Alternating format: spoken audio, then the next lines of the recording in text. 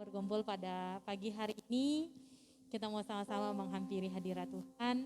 Kita mau sama-sama menyembah Tuhan pada pagi hari ini.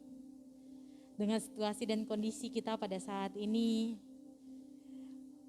yang kemarin daftar ibadah itu banyak, tetapi ada berapa orang yang nggak jadi datang beribadah, nggak apa-apa, nggak jadi masalah. Itu pilihan kita masing-masing. Tetapi biarlah kita yang hadir pada pagi hari ini, kita mau menyerahkan hati dan pikiran kita untuk menghampiri hadirat Tuhan. Kita mau sama-sama datang ke hadirat Tuhan, kita mau menyembah Tuhan pada pagi hari ini. Hamba tidak tahu apa yang jemaat rasakan pada pagi hari ini, tetapi biarlah kita membawa hati dan pikiran kita hanya berfokus kepada Tuhan saja. Kita mau datang kepada Tuhan. Kita angkat pujian, ku nyanyi haleluya. Haleluya. Kita mau katakan Bapakku datang.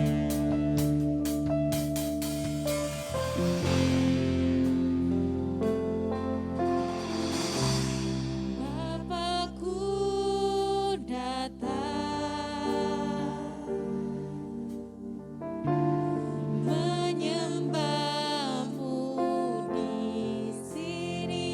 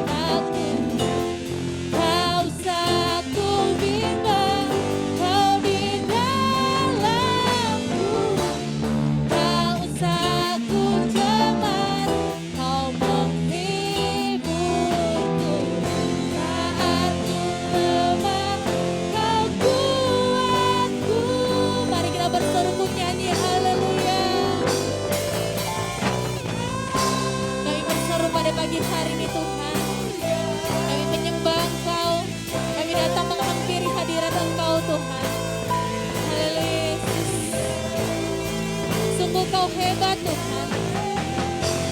Ajaib perbuatan-Mu Tuhan dalam kehidupan kami. Kita berseru pun nyanyi haleluya.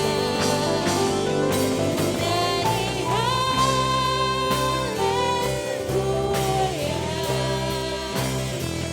Nyanyi haleluya. Sungguh kau hebat, ajaib perkasa, kekuatan-Mu di hidupku.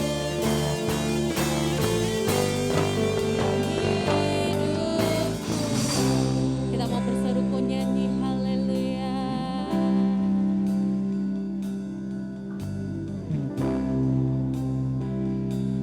Haleluya, ku nyanyi haleluya.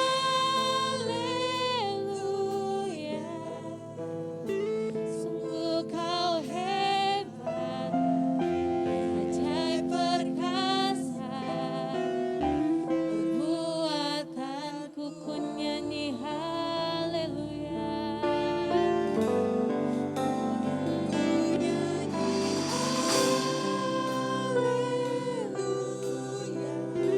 Mari kita datang berseru di hadapan Tuhan pada pagi hari ini. Karena Dia Allah kita yang hebat, Allah kita yang ajaib, Allah kita yang dahsyat. Ajaib perkasa,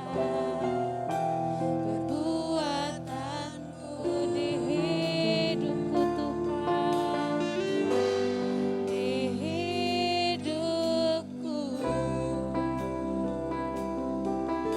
Haleluya, ajaib Tuhan. Mari kita menyembah Tuhan pada pagi hari ini. Kita naikkan setiap ungkapan syukur kita kepada Tuhan atas kebaikan Tuhan, atas kemurahan Tuhan dalam kehidupan kita. Haleluya, haleluya Tuhan,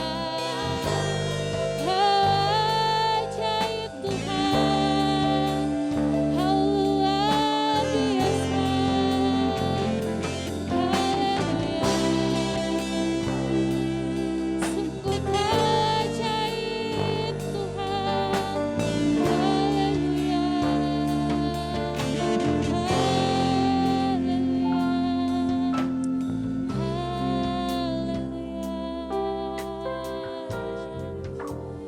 Kami bersyukur. Mari datang berseru menghampiri hadirat Tuhan pada pagi hari ini. Kita mau serahkan kehidupan kita ke dalam tangan Tuhan. Kekhawatiran kita di dalam tangan Tuhan. Dia Allah yang ajaib, Dia Allah yang hebat, Dia Allah yang berkuasa. Mari berseru kepada Tuhan.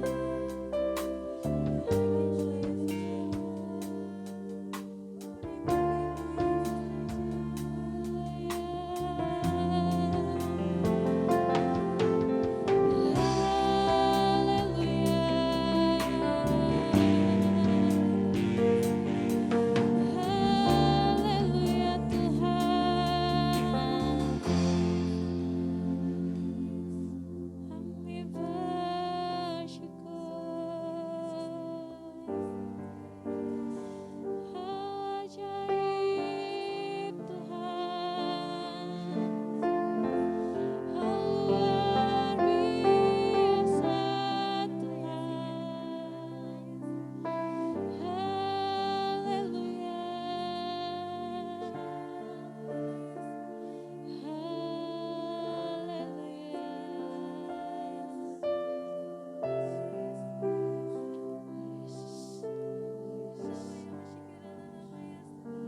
Berserulah kepada Tuhan pada pagi hari ini.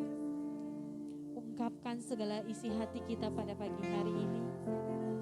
Kita mau bawa hidup kita ke dalam tangan Tuhan.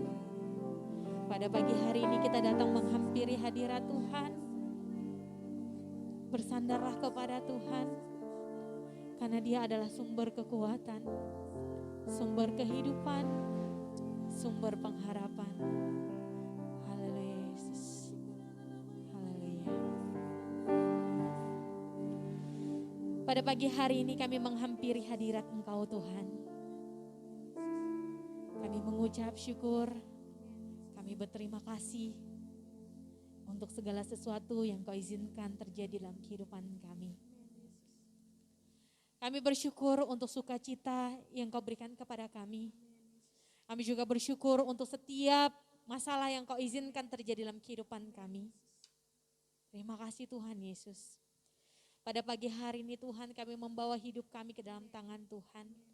Kami menyerahkan kehidupan kami ke dalam tangan Tuhan. Tuhan, Kau melihat setiap jemaat-Mu yang hadir pada pagi hari ini. Engkau mengetahui apa yang sedang mereka pikirkan, apa yang sedang mereka gumulkan Tuhan. Tetapi biarlah pada pagi hari ini Tuhan, kami menyerahkan ibadah kami ke dalam tangan Tuhan. Kami menyerahkan kehidupan kami ke dalam tangan Tuhan. Biarlah apapun yang kami lakukan, kami kerjakan itu semua untuk memuji dan memuliakan nama Tuhan. Kami juga berdoa Tuhan, biarlah kami dapat membawa hati kami, pikiran kami, hati yang penuh dengan kesungguhan hati untuk datang menyembah Tuhan, memuji dan memuliakan nama Tuhan. Terima kasih Tuhan Yesus, pada pagi hari ini kami siap bersama-sama bersorak-sorai untuk memuji dan memuliakan nama Tuhan. Yang percaya sama-sama kita katakan amin. Boleh beri kemuliaan bagi nama Tuhan pada pagi hari ini. Tuhan Yesus baik, amin. Amin, luar biasa ya, Tuhan Yesus baik, sangat baik. Allah kita dahsyat, amin. Kita mau angkat pujian, Allahku dahsyat. Kita angkat pujian ini dengan penuh sukacita dan penuh semangat. Kita mau katakan Allahku dahsyat.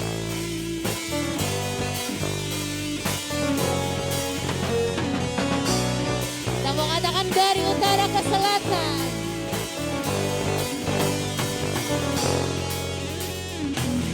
Dari utara ke selatan, terdengar pujian bagi Allah.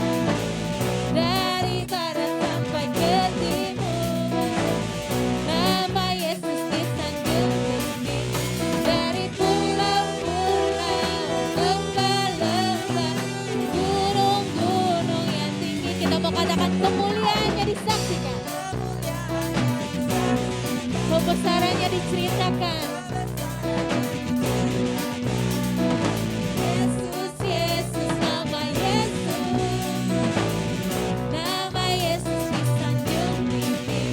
Dari pulau-pulau, lembah-lembah, gunung-gunung yang tinggi. Kita kata Allahku dahsyat.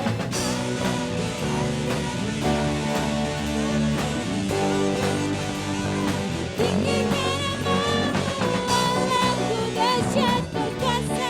Suruh bumi sujud menyembah. Tinggikan namamu. Kita mau angkat pujian ini sekali lagi. Yang penuh sukacita dan penuh semangat.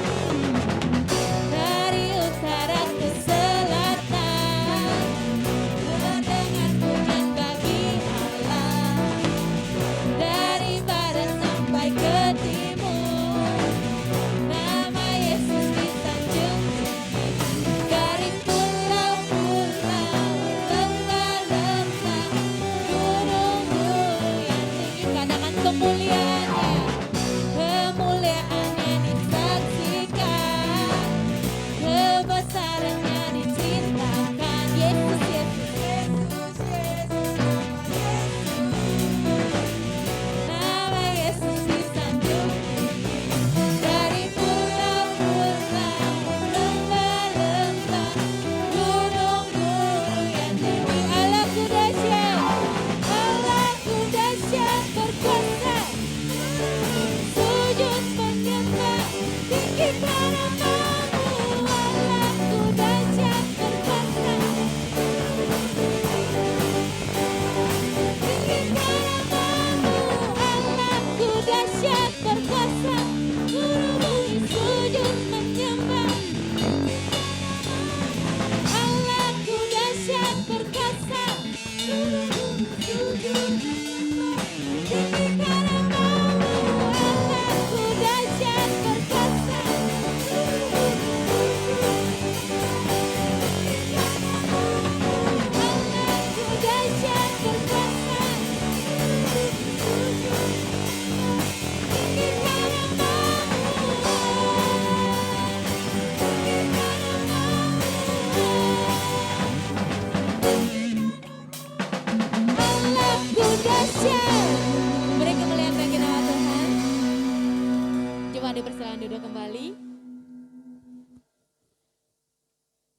Kita percaya bahwa Allah kita dahsyat, amin. Jemaat terkasih, apapun kondisi kita pada saat ini, terkhusus kita melihat bahwa COVID semakin melonjak naiknya. Tetapi firman Tuhan mengatakan bahwa kita jangan khawatir. Karena kita punya Allah yang luar biasa. Kita memang tidak mengerti, tidak memahami persoalan yang terjadi dalam kehidupan kita. Tetapi percayalah bahwa rancangan Tuhan dalam kehidupan kita adalah rancangan dengan penuh damai sejahtera. Kita akan mendengarkan kebenaran firman Tuhan pada pagi hari ini. Tapi sebelum kita mendengarkan firman Tuhan, kita mau angkat pujian Jejak-Mu Tuhan. Haleluya Yesus. Kita mau katakan sama-sama, Tuhan, jalan-Mu tak terselami bagi kehidupan kami. Tapi kami percaya Tuhan, rancangan-Mu penuh damai sejahtera. Haleluya Yesus.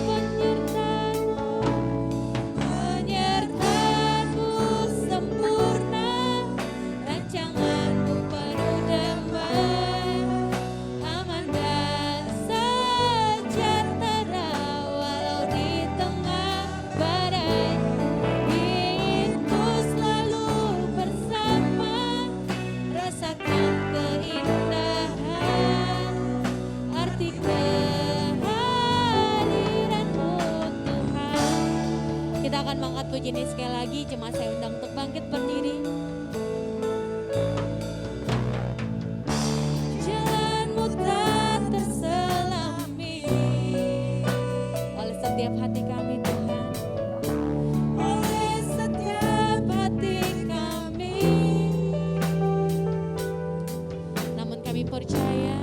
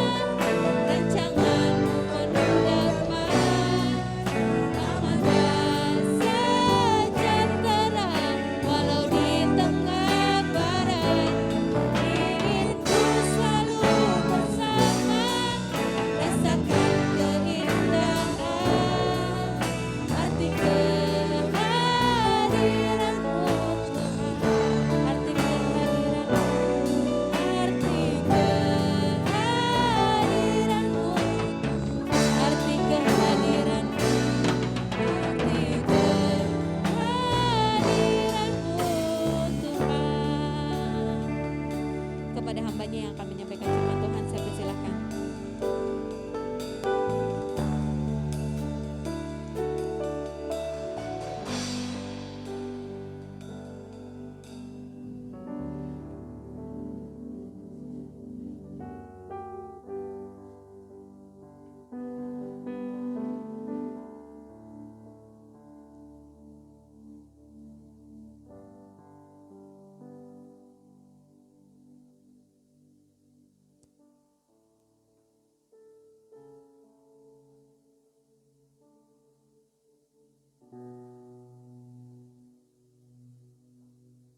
Selalu dekat denganmu Tuhan.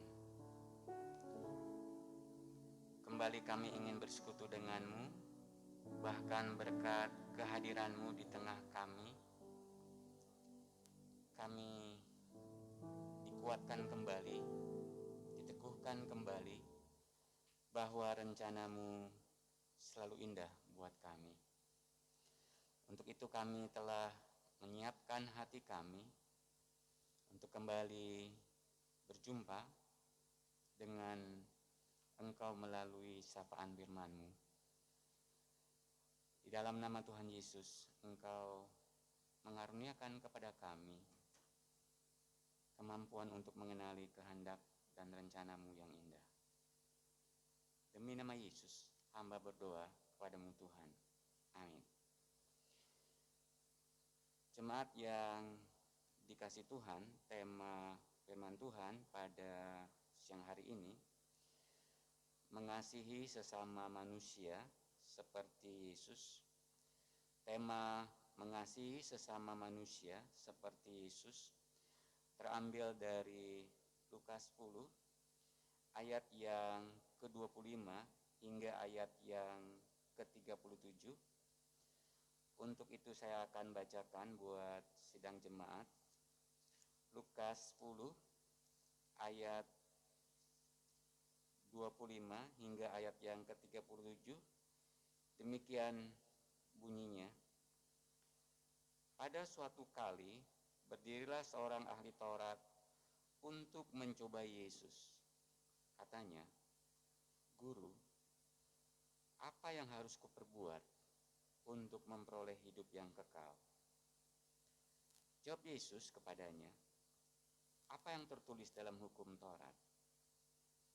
Apa yang kau baca di sana?" Jawab orang itu, "Kasihilah Tuhan Allahmu dengan segenap hatimu dan dengan segenap jiwamu dan dengan segenap kekuatanmu dan dengan segenap akal budimu, dan kasihilah sesamamu manusia seperti dirimu sendiri." Kata Yesus kepadanya, "Jawabmu itu benar. Perbuatlah demikian, maka engkau akan hidup." Tetapi untuk membenarkan dirinya, orang itu berkata kepada Yesus, "Dan siapakah sesamaku manusia?" Jawab Yesus, "Adalah seorang yang turun dari Yerusalem ke Yeriko. Dia jatuh ke tangan penyamun-penyamun yang bukan saja merampoknya habis-habisan, tetapi yang juga memukulnya, dan yang sesudah itu pergi meninggalkannya setengah mati. Kebetulan ada seorang imam turun melalui jalan itu. Ia melihat orang itu, tetapi ia melewatinya dari seberang jalan. Demikian juga seorang Lewi datang ke tempat itu. Ketika ia melihat orang itu, ia melewatinya dari seberang jalan. Lalu datang seorang Samaria yang sedang dalam perjalanan ke tempat itu. Dan ketika ia melihat orang itu, tergeraklah hatinya oleh belas kasihan. Ia pergi kepadanya, lalu membalut luka-lukanya. Sesudah ia menyiraminya dengan minyak dan anggur. Kemudian ia menaikkan orang itu ke atas keledai tunggangannya sendiri, lalu membawanya ke tempat penginapan dan merawatnya. Keesokan harinya ia menyerahkan 2 dinar kepada pemilik penginapan itu. Katanya, "Rawatlah dia, dan jika kau belanjakan lebih dari ini, aku akan menggantinya waktu aku kembali. Siapakah di antara ketiga orang ini menurut pendapatmu adalah sesama manusia dari orang yang jatuh ke tangan penyamun itu? Jawab orang itu, orang yang telah menunjukkan belas kasihan kepadanya. Kata Yesus kepadanya, pergilah dan perbuatlah demikian. Jemaat yang dikasihi Tuhan, Yesus meminta kita untuk mengasihi sesama manusia seperti Yesus mengasihi sesama manusia. Untuk itu, sebelum kita mengasihi sesama manusia, kita perlu mengetahui terlebih dulu siapa sesama manusia. Jadi jemaat yang dikasihi Tuhan, di tengah-tengah situasi yang meminta kita untuk saling mencurigai di antara kita, si A, si B, si C ini terpapar COVID-19 atau tidak, firman Tuhan siang ini meminta kita mengasihi sesama manusia. Ya. Jadi tengah-tengah situasi meminta kita saling mencurigai, firman Tuhan mengajak kita untuk mengasihi sesama manusia. Nah, sebelum bisa mengasihi sesama manusia, kita perlu mengetahui terlebih dahulu siapa sesama manusia. Jemaat yang dikasihi Tuhan, sebenarnya siapa sesama manusia? Banyak budaya zaman dulu mempunyai pandangan yang sempit tentang sesama manusia. Dalam budaya itu, sesama manusia terbatas hanya pada orang sebangsa atau seagama. Budaya seperti itu lahir dalam masyarakat yang tertutup. Mereka belum biasa bergaul dengan orang dari bangsa atau agama lain. Mereka merasa aneh melihat orang yang kulitnya, wajahnya, atau busananya berbeda dari mereka. Bagi mereka, kulit, wajah, atau busananya yang berbeda adalah aneh dan asing. Dari situ timbul istilah orang asing. Kata asing berarti aneh atau tidak biasa. Padahal sebetulnya orang-orang itu tidak aneh. Sebab itu dalam banyak bahasa, sekarang istilah orang asing sudah diganti menjadi orang luar negeri atau pendatang. Jadi pertanyaan yang diajukan oleh ahli Taurat kepada Yesus, siapa sesama manusia? Itu pertanyaan yang selalu ada dalam setiap zaman. Kita pun sekarang bertanya, siapa sesama manusia?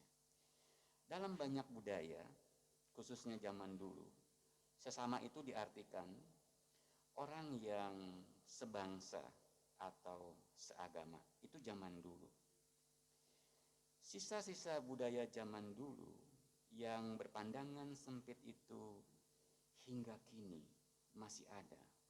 Walaupun masyarakat dalam banyak negara sudah makin menjadi majemuk. Ada orang yang tanpa sadar beranggapan bahwa sesama mereka hanyalah orang yang sebangsa atau seagama. Mereka merasa canggung bergaul dengan orang yang berbeda bangsa dan agama. Karena itu mereka merasa kurang senang melihat kehadiran orang yang berbeda bangsa atau agama. Mereka merasa lebih aman bergaul dengan lingkungan bangsa atau budaya mereka sendiri. Jadi pandangan sempit yang lahir pada zaman kuno, zaman dulu, hingga kini masih marak, masih beredar, masih ada. Herannya, di zaman sekarang pun masih saja ada orang yang cenderung menganggap bahwa sesama adalah orang yang punya kesepahaman dan kesamaan, entah suku, agama, status sosial, ataupun warna kulit. Untuk kurun waktu yang amat panjang, umat manusia hidup dalam kepicikan pemahaman bahwa sesama mereka adalah orang-orang yang sama dengan mereka. Nah, yang herannya itu sekarang kita hidup di zaman modern, tapi pemikiran kita atau perilaku kita, bahkan gaya hidup kita itu seperti orang primitif. Hidupnya aja di zaman modern, tapi pikiran kita masih seperti orang primitif. Ya, cenderung menganggap sesama itu orang yang punya kesepahaman dan kesamaan, entah sukunya sama, entah agamanya sama, entah status sosialnya sama, atau warna kulitnya. Bagi orang-orang yang seperti itu, sesama adalah orang yang sama dengan mereka. Jemaat yang dikasih Tuhan, mungkin tanpa sadar, kita pun terjebak dalam pandangan sempit itu. Coba iseng-iseng kita hitung orang-orang yang kita catat dalam daftar telepon kita. Di daftar itu jangan-jangan hampir semuanya adalah orang-orang yang sama dengan kita.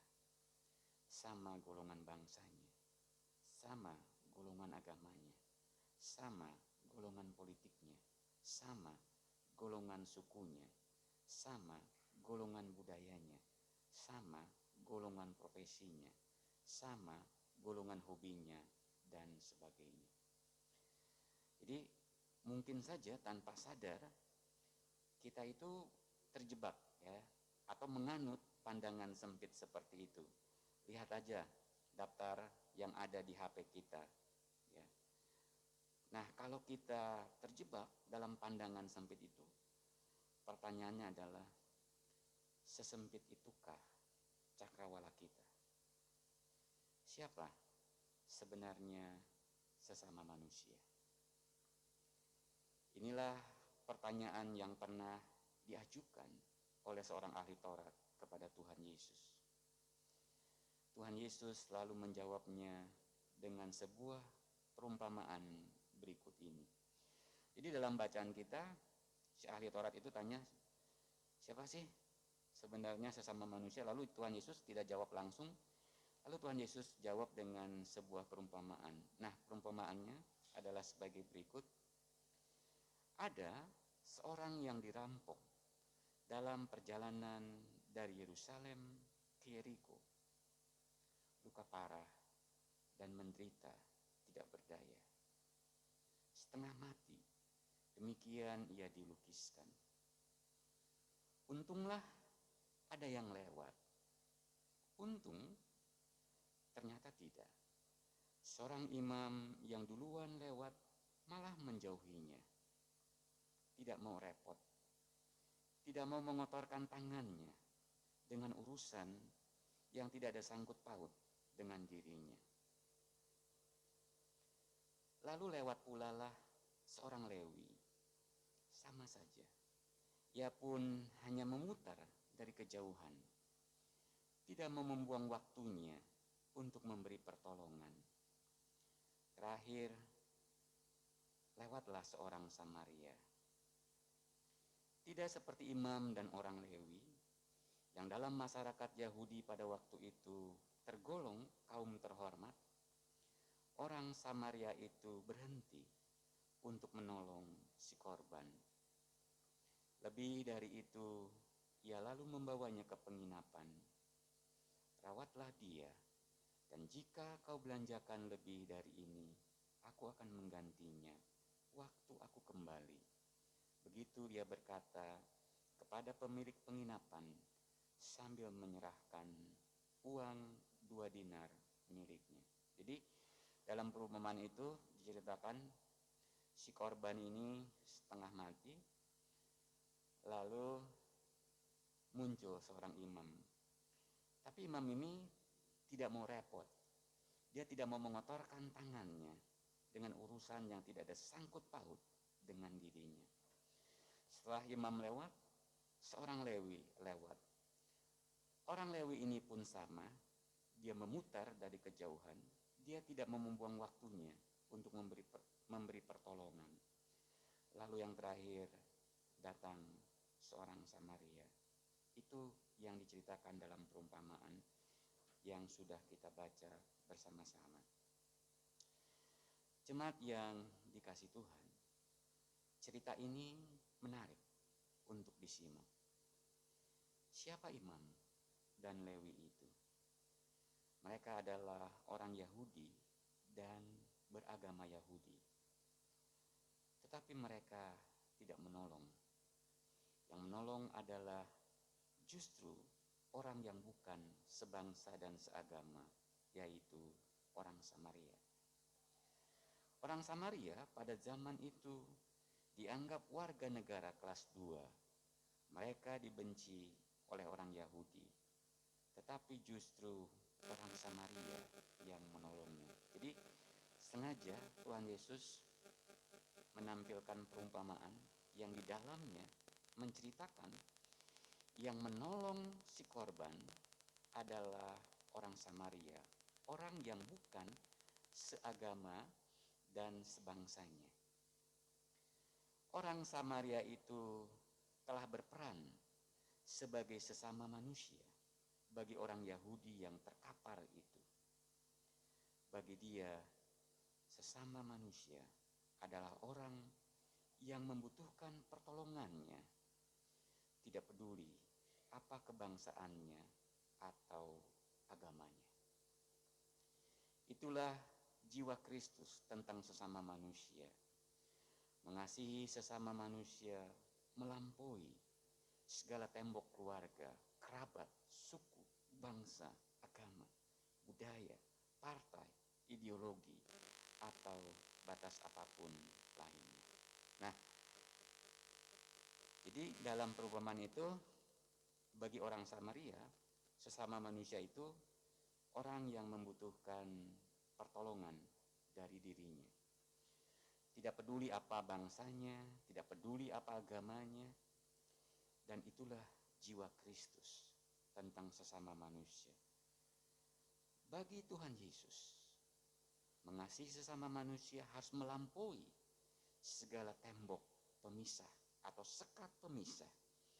Entah agama yang menjadi tembok pemisah, menjadi penyekatnya, entah tembok keluarga, entah itu suku atau bangsa, budaya, partai, ideologi, atau batas apapun.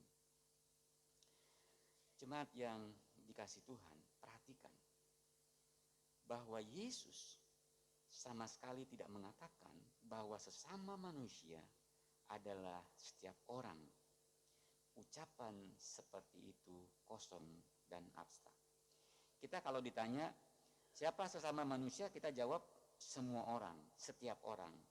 Nah, ucapan seperti itu kosong dan abstrak. Masih terlalu umum, masih belum jelas, belum konkret, belum spesifik siapa sesama manusia. Nah, Tuhan Yesus tidak mengatakan setiap orang sesama manusia. Ucapan seperti itu masih kosong dan abstrak. Bagi Yesus, sesama manusia adalah konkret, spesifik.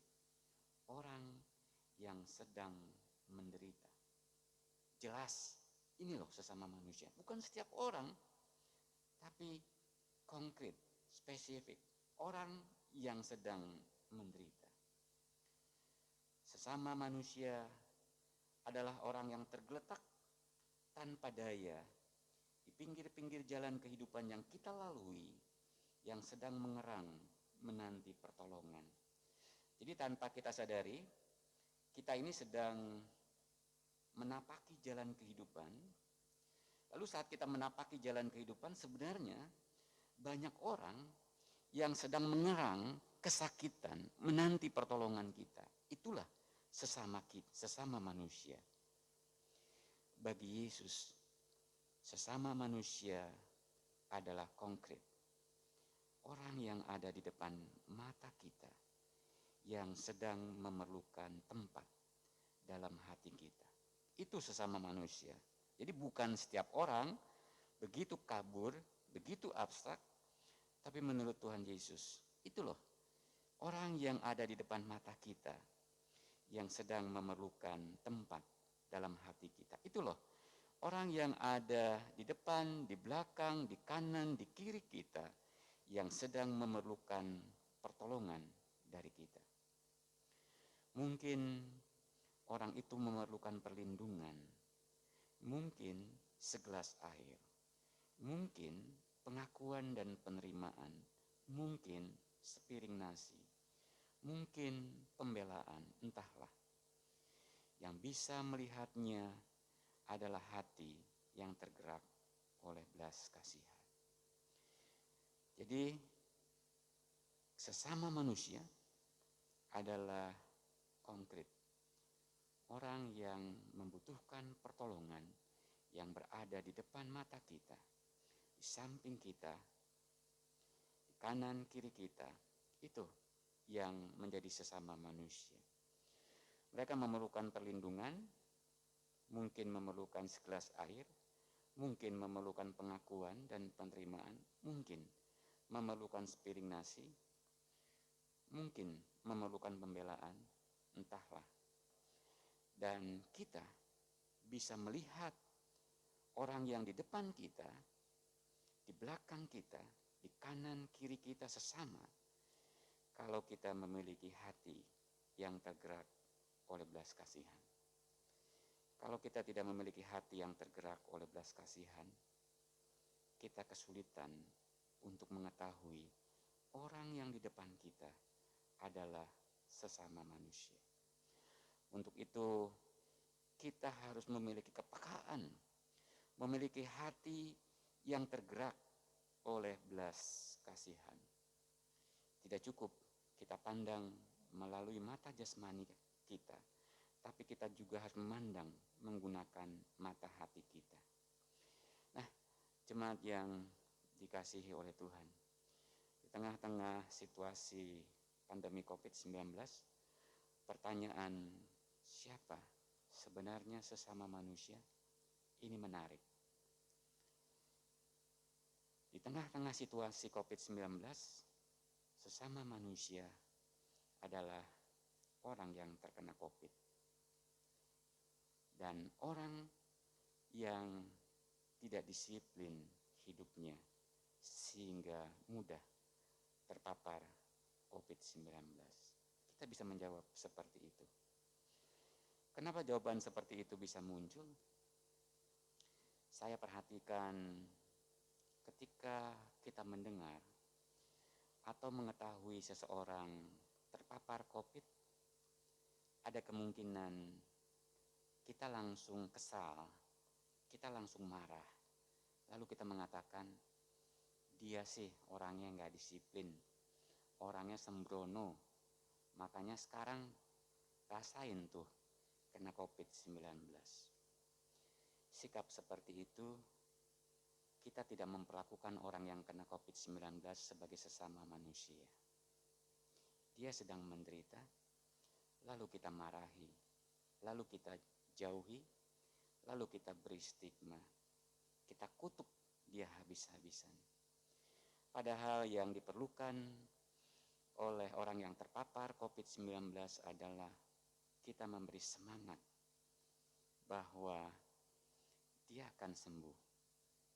Dan ini saatnya waktu untuk melihat rencana Tuhan dalam hidupnya. Bukan kita marahi, bukan kita kecam habis-habisan, bukan kita hakimi, tapi kita harus mengasihi, memberi kekuatan, memberi semangat bahwa Tuhan bisa menolong orang yang terpapar COVID-19. Mengasihi sesama manusia pada konteks sedang melonjak COVID-19 ini adalah orang yang tidak disiplin menerapkan protokol kesehatan. Lalu kita mencoba menyadarkan orang tersebut untuk disiplin menerapkan protokol kesehatan. Itu bentuk kita mengasihi sesama manusia di tengah situasi COVID-19 yang sedang marak. Jemaat yang dikasihi Tuhan,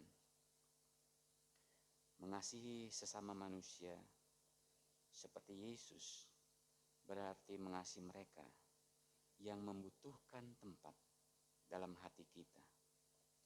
Mengasihi sesama manusia seperti Yesus berarti mengasihi orang yang membutuhkan pertolongan, tidak peduli apa kebangsaan atau agamanya. Amin. Buat firman Tuhan. Saya ajak sidang jemaat untuk bangkit berdiri. Kita menyanyikan lagu Bila Selama Ini.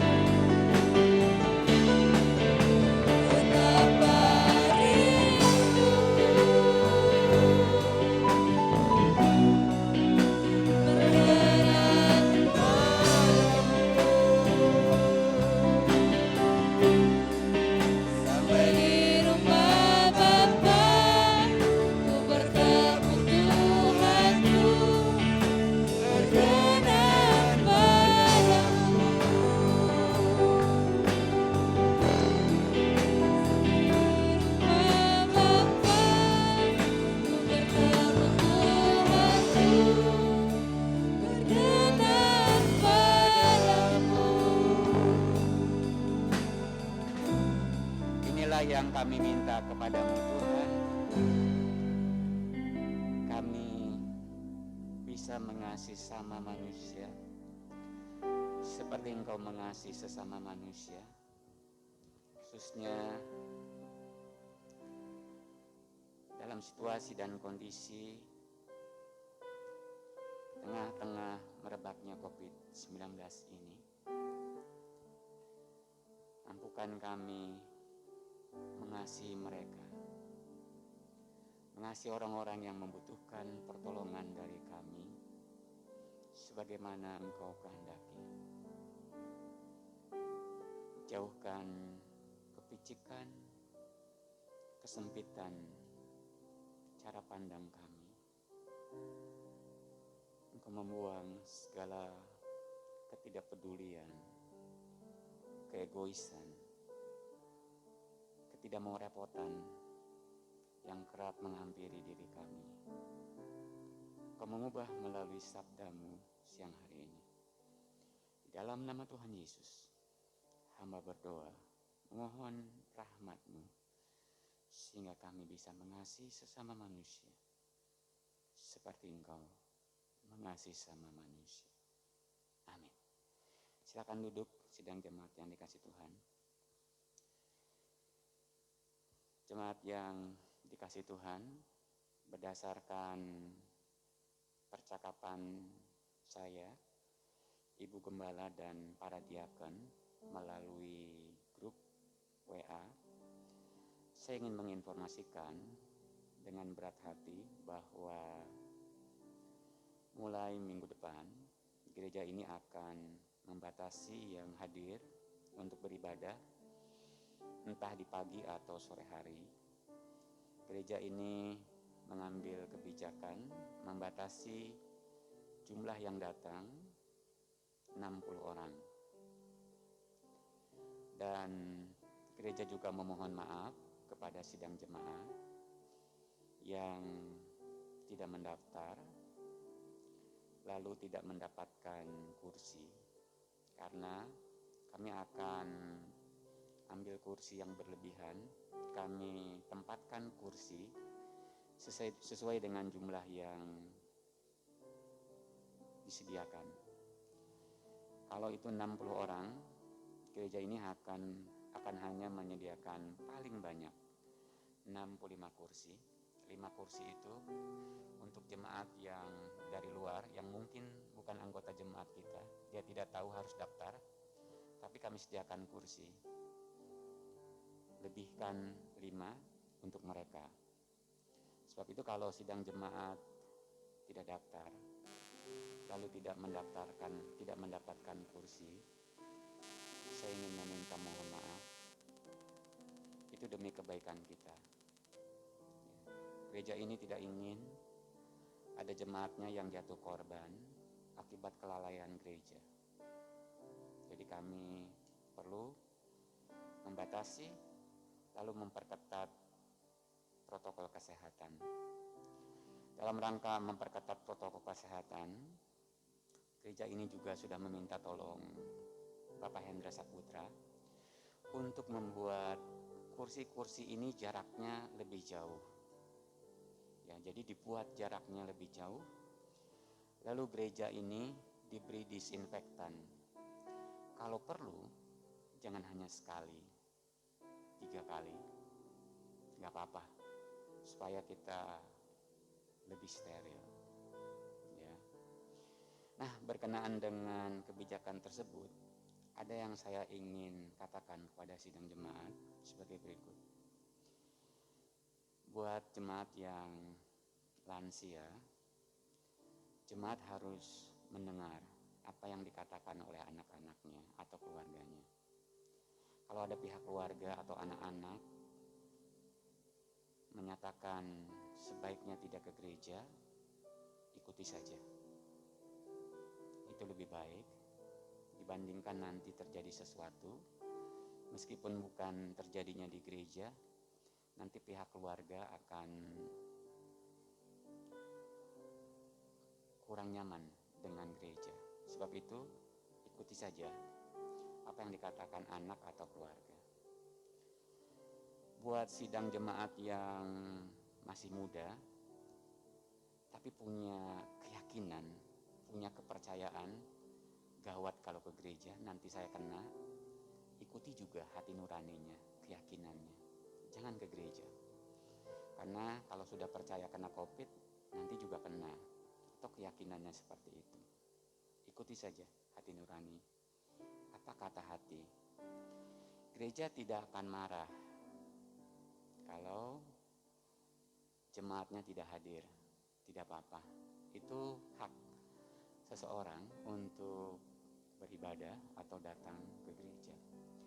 Kalau sidang jemaat bisa beribadah melalui online, juga pakai sarana itu juga baik. Ya, kalau bisa online. Namun, gereja ini juga tidak akan melarang sidang jemaat yang ingin beribadah karena punya keyakinan dan dalam kondisi fisik yang baik. Misalnya sehat, silakan saja datang. Kalau lagi sakit tidak usah. Lalu punya keyakinan, saya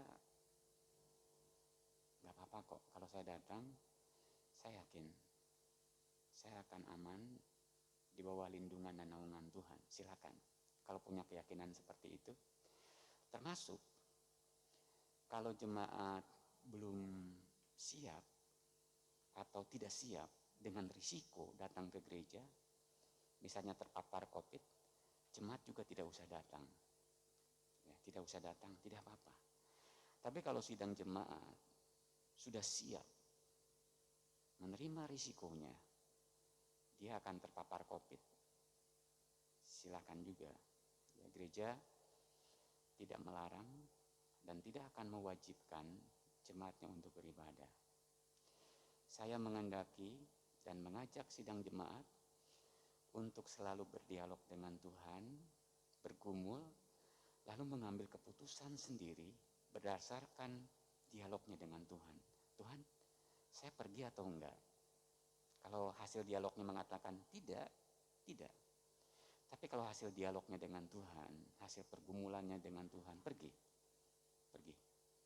Ya, gereja tidak mengharuskan dan gereja tidak akan melarang. Sikap tidak melarang ini didasari oleh pergumulan saya.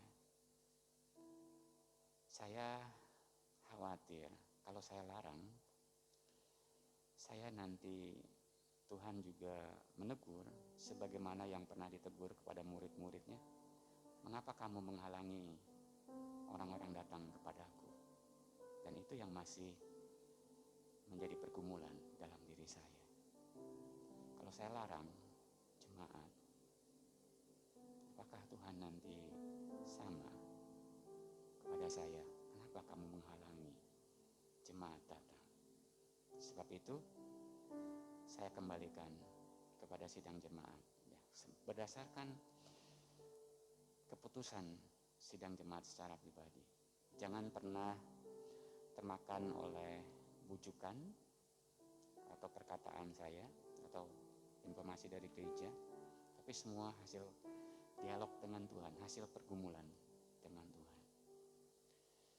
Ada seorang pendeta pada waktu kami melakukan perkumpulan para pelayan Tuhan GSJS Bogor, itu ngomong kurang lebih sebenarnya sama dengan yang pernah saya omong, bahwa kita punya jalan hidup masing-masing dan Tuhan sudah tahu berapa usia kita. Tidak ada seorang pun yang bisa mempercepat atau memperlambat kepulangan kita ke rumah Bapa. Kalau kata Tuhan umur 36 harus pulang, kita harus pulang. Dan Tuhan sudah tahu jalan hidup kita akan berakhir dengan apa. Kalau kita akan berakhir dengan COVID-19,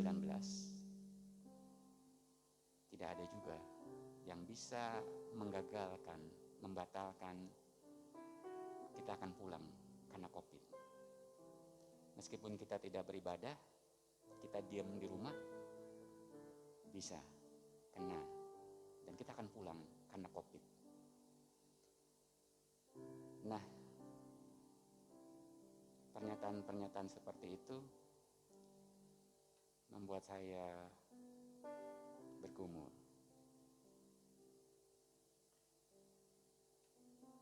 Apakah jemaat sudah sampai pada taraf seperti itu? Apakah jemaat sudah siap dan bisa menerima pandangan seperti itu? Kalau jemaat belum siap, belum sampai ke tingkat itu, tidak perlu diikuti. Tapi kalau jemaat sudah sampai ke tingkat seperti itu dan setuju dengan pandangan seperti itu, silakan ikuti. Nah, hari ini saya lihat belum kita batasi, jumlahnya sudah menurun. Tidak apa-apa. Saya lebih senang semuanya karena alami, seleksi alamiah. Bukan karena instruksi, bukan karena larangan, biar saja alamiah. Kita percayakan sepenuhnya kepada sidang jemaat. Nah, berkenaan dengan minggu depan, nanti saya, Ibu Gembala dan para diaken akan mencermati situasi dari hari ke hari. Kalau saya secara pribadi, ibadah online itu sebagai opsi terakhir yang tidak bisa dihindari. Gereja tidak alergi, tidak haram dengan ibadah online, tapi itu opsi terakhir. Bagaikan tindakan amputasi dalam rangka mengobati si pasien. Jadi kalau orang sakit tidak serta-merta langsung diamputasi. Amputasi itu jalan terakhir. Tidak ada jalan lain, oke amputasi.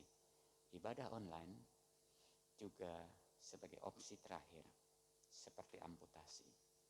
Jadi maksud saya, ya kalau memang harus ibadah online, kita online. Tapi itu tindakan terakhir, itu pilihan terakhir. Yang tidak ada jalan keluar yang lain, kita mesti ambil. Kalau ada jalan lain yang keluar, jalan lain yang bisa kita ambil, kita ambil. Itu sidang jemaat yang ingin saya sampaikan. Jadi daftar saja. Nanti kalau ada kebijakan yang menuntut kita untuk ibadah online, kami juga akan kabari, gereja akan kabari. Semoga jemaat bisa mengerti keadaan yang tidak mudah ini. Saya jujur, dalam kondisi seperti ini, saya membutuhkan hikmat Tuhan. Dan saya harus lebih banyak berdoa. Tidak mudah untuk saya ambil keputusan. Ya. Itu yang sedang saya alami. Ya. Jadi jemaat bisa memahami dan menolong gereja ini, khususnya menerapkan protokol kesehatan secara ketat. Baik, kita akan mengakhiri ibadah ini. Saya ajak sidang jemaat untuk bangkit berdiri. Kita menyanyikan terima kasih Tuhan sebagai pujian kita kepada Tuhan.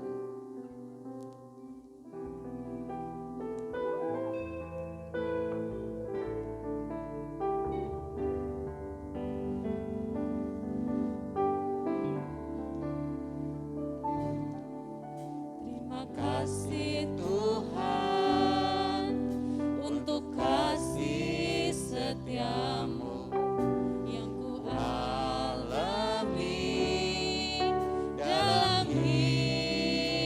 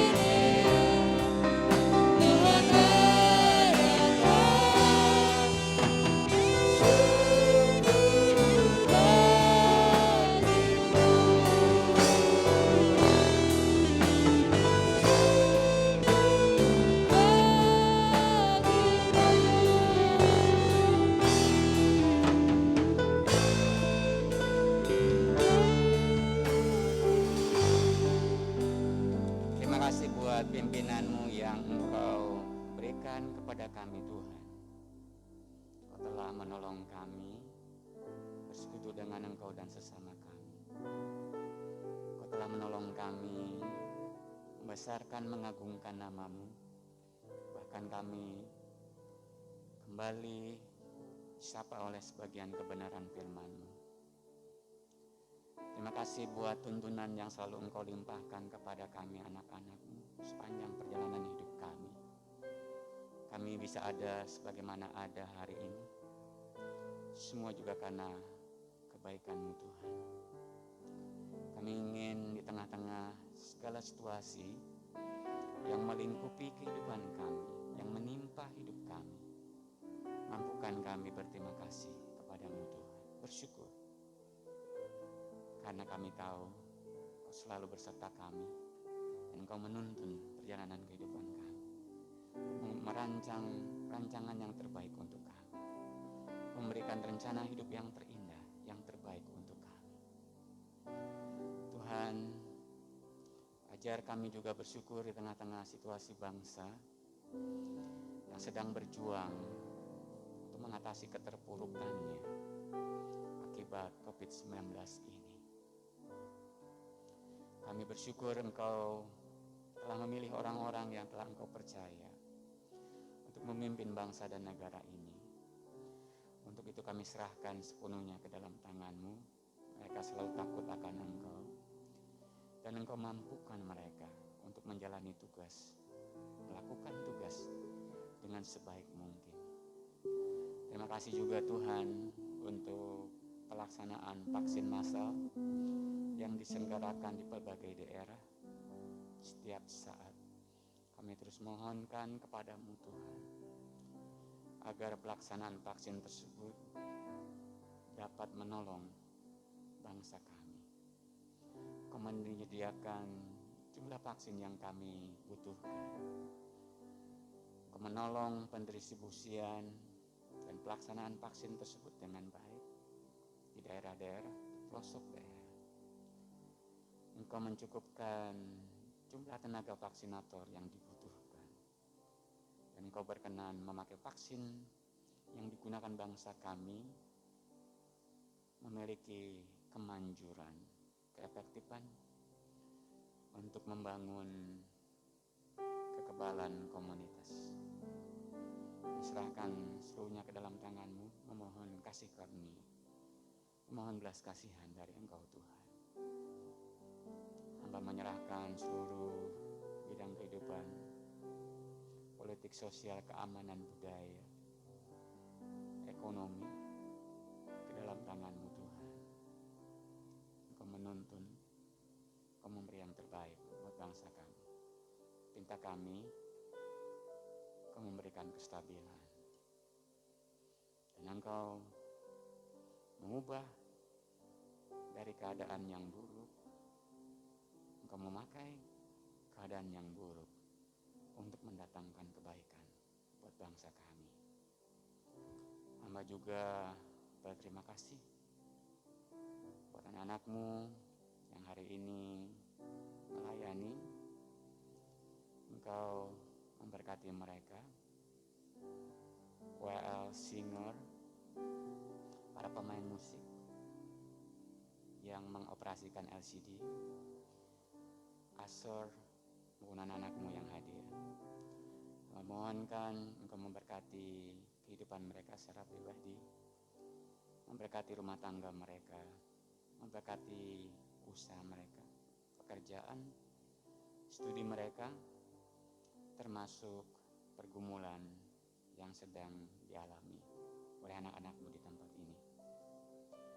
Engkau menolong supaya pergumulan tersebut dapat teratasi dengan baik. Engkau memberikan kekuatan dan kemampuan untuk melewati pergumulan demi pergumulan yang melanda kehidupan anak-anak-Mu di tempat ini. Buat anak-anak-Mu yang memerlukan pertolongan pemulihan kondisi kesehatannya, hamba juga mohonkan kepada-Mu Tuhan. Hamba berdoa untuk Kototo, berdoa untuk mertua Pak Doni, berdoa untuk anak-anakmu yang lain yang juga sedang berada dalam kondisi fisik yang tidak terlampau baik. Kau memulihkan kondisi kesehatan Fitri.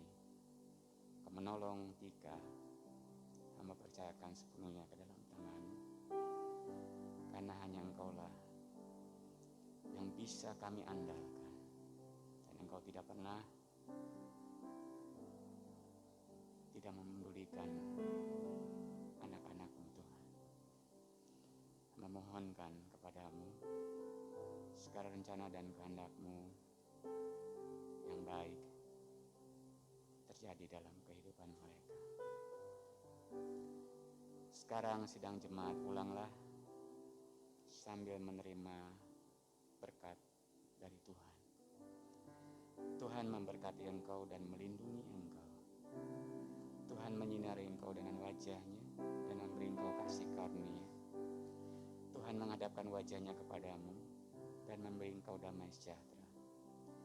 Kasih karunia dari Tuhan Yesus Kristus, kasih sayang dari Allah Bapa, serta persekutuan dengan Roh Kudus menyertai kita dari saat ini hingga Maranatha, Tuhan Yesus datang kembali.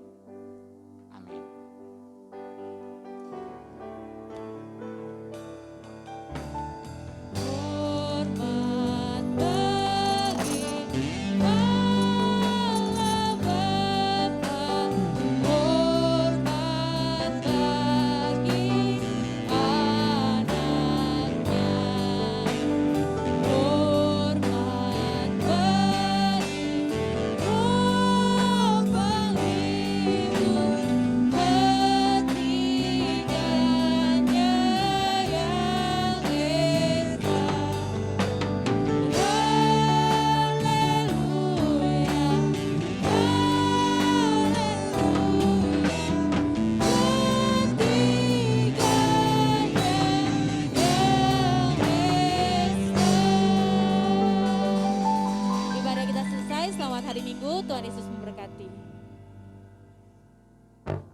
Boleh turun beraturan, dan setelah turun silakan pulang